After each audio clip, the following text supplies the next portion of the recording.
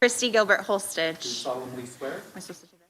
Do solemnly swear that I will support and defend that I will support and defend the Constitution the United States, and the Constitution of the State of California, against all enemies, foreign and domestic, that I will bear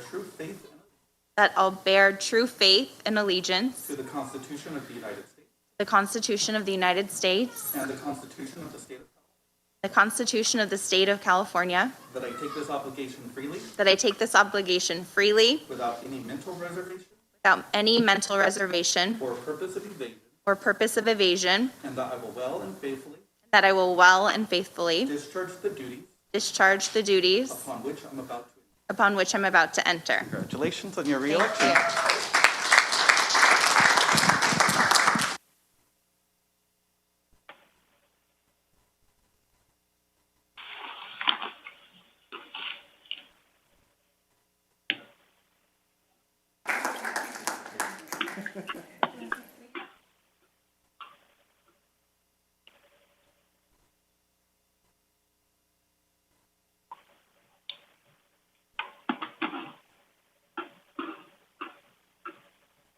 Aww.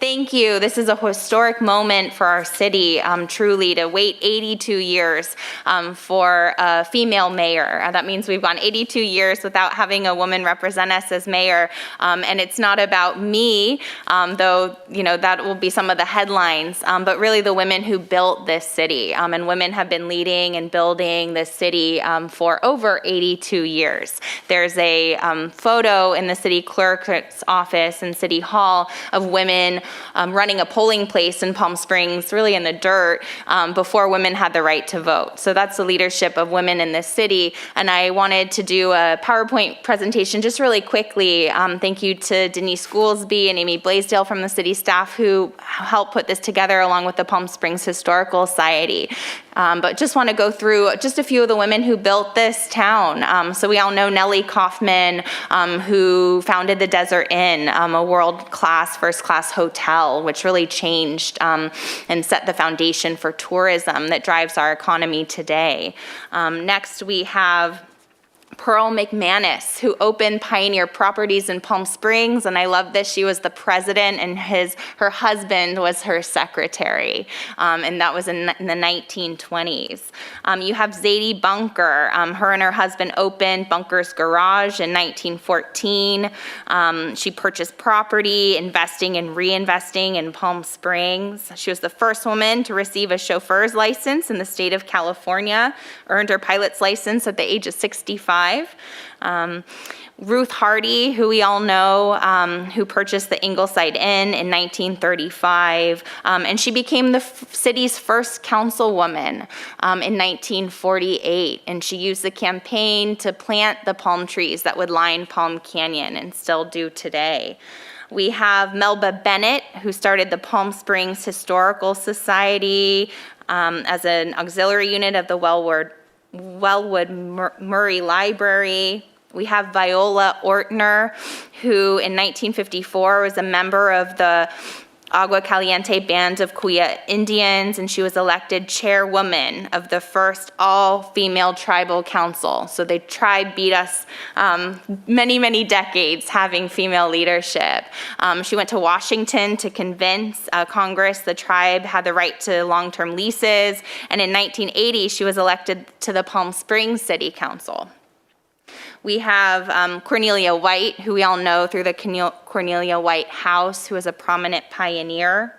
And we have Cora Crawford, who was a leader in childhood education, a leader in her community.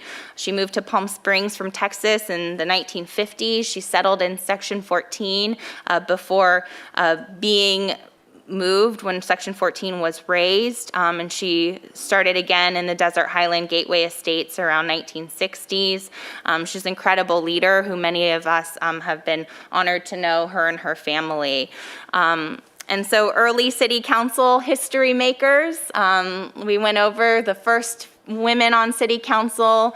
In 1958, Mary Carlin was 29 when she was elected as the city's youngest councilwoman. And of course, our long-term councilwomen with staying power. So we have Dana Hodges, who served on the Palm Springs City Council 1990 to 2004, and of course, Ginny Fote, who served from 2003 to 2017. For 14 years, she was the only woman on city council. So as you can see, then we move into our present day, our first women of the Palm Springs City Council. So in 2017, Lisa and I were elected in doubled representation of women, and she was also elected the first transgender woman elected to the City Council and the highest elected official in the state.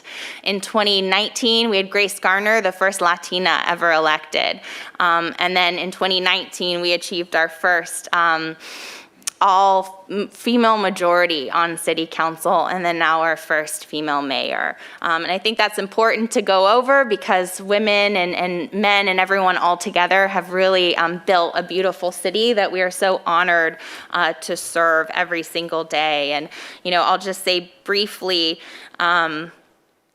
we've made significant progress, but we have a long way to go for our community and to ensure equal and equitable participation from all members of our community. I know that this city council is committed to making sure that all voices are heard in the city of Palm Springs, that everyone has a seat at the table and actually can lead that table.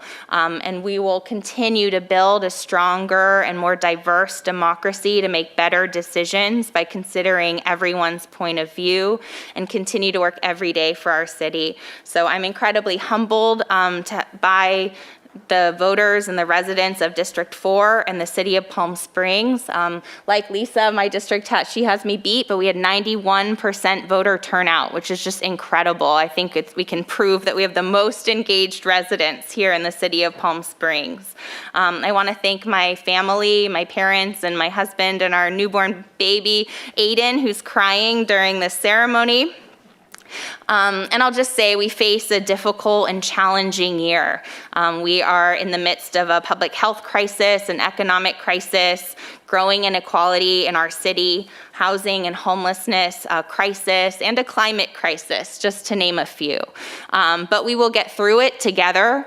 We have an incredible city council that I'm honored to work with.